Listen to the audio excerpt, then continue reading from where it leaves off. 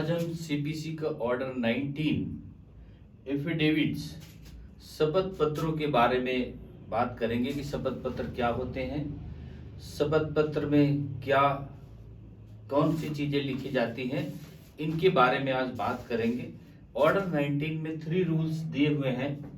इसका पहला रूल कहता है power to get statements recorded on commission. इसका जो रूल 1 है वो कहता है किसी बात के शपथ पत्र द्वारा साबित किए जाने के लिए आदेश देने की शक्ति। जब कोई व्यक्ति अपनी बात की सत्यता को साबित करना चाहता है और उस बात को कि वह बात सत्य ही है, उस बात के तथ्य को हम शपथ पत्र पर लिख करके कोर्ट के समक्ष, न्यायालय के समक्ष या किसी अधिकारी के समक्ष हम बात को रख सकते हैं और अपनी बात को सत्यापित कर सकते हैं कि ये बात सत्य और सही है। तो ये बात हो गई कि शपथ पत्र की, शपथ पत्र में है क्या। अब बात आती है कि किसी विशिष्ट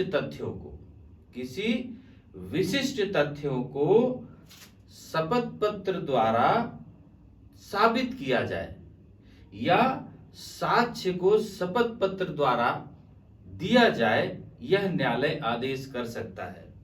और जब तक शपथ पत्र में साक्ष्य को नहीं दिया जाएगा, मतलब साक्ष्य शपथ पत्र के द्वारा दिया जाएगा, अदरवाइज वो मान्य नहीं होगा।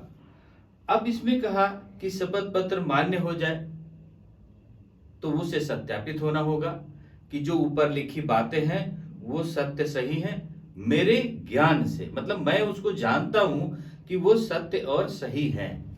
तो इसके बारे में रूल 1 कहता है कि कोर्ट शपथ पत्र के द्वारा अपने साक्ष्य को देने का आदेश कर सकता है और वो जो व्यक्ति शपथ पत्र देगा अपनी बात को साबित करने का राइट या उसी पर वह बोझ होगा कि वही उसको साबित करे।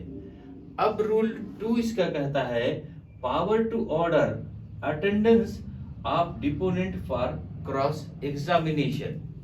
इसका रूल 2 कहता है कि अभिसाक्षी की प्रति परीक्षा के लिए हाजिर करने की आदेश देने की शक्ति।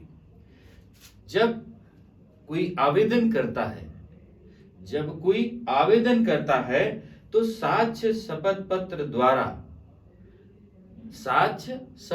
द्वारा अपने बात को कोर्ट के सामने हम रखते हैं और कोर्ट उस बात को उसे प्रूव करने के लिए आदेश कर सकता है कि उसे क्रॉस एग्जामिनेशन के द्वारा साबित किया जाए, प्रति परीक्षा के द्वारा उसे साबित किया जाए। और जब तक वह व्यक्ति छूट इससे नहीं पा सकता जब तक कि कोर्ट ना चाहे। मतलब क्रॉस एग्जामिनेशन के लिए अगर कोर्ट ने उसे बुलाया है तो उसे साबित करना पड़ेगा। अगर नहीं साबित करता है तो माना नहीं जाएगा और उसे तब तक क्रॉस एग्जामिनेशन से छूट नहीं मिल सकती जब तक कि कोर्ट उसको अनुमति ना दे दे। तो ये बात इसमें रूल 2 में कह दी गई। रूल 3 में कहा गया matters to which affidavit shall be confined. Rule 3 इसका जो ऑर्डर 19 का है कहता है वे विषय जिन तक शपथ पत्र साबित होंगे। शपथ पत्र को कहां तक साबित किया जा सकता, मतलब कहां तक उसके किन किन बातों को हम प्रूव कर सकते हैं। तो शपथ पत्र में तार्किक वाले बातें होंगी, रीजनेबल बातें होंगी। दूसरी चीज दस्तावेजों की प्रतियों को दे सकते हैं। कोई भी दस्तावेजों की प्रतियों को शपथ पत्र के द्वारा दे सकते हैं कि इसके साथ जो संलग्न प्रति है या प्रतियां हैं वह सत्य एवं सही है। और तीसरी बात दस्तावेजों के उद्धरण, मतलब जो डॉक्यूमेंट्स हैं उनका कोई ऐसा पार्ट, ऐसा कोई पैरा, उसको हम शपथ पत्र के द्वारा दे सकते हैं कि ये सत्य एवं सही है।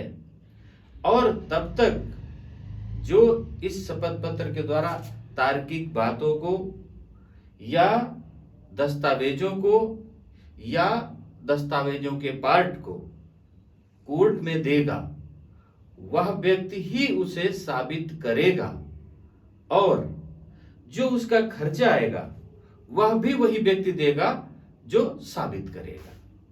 तो इसमें रूल 3 में इस बात को कहा कि खर्चा भी वही देगा, साबित वही करेगा।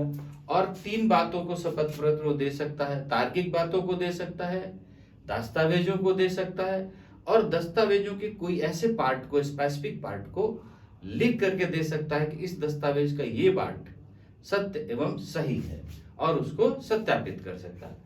तो रूल जो ऑर्डर 19 था, 19 में रूल 3 थे। वेरी इजी रूल है कि शपथ पत्र में क्या क्या चीजें दी जा सकती हैं, कोर्ट शपथ पत्र कैसे मंगा सकता है, इन बातों को दी गया है। अब ऑर्डर 20 हम नेक्स्ट पार्ट में डिस्कस करेंगे। ओके, थैंक यू, जय हिंद।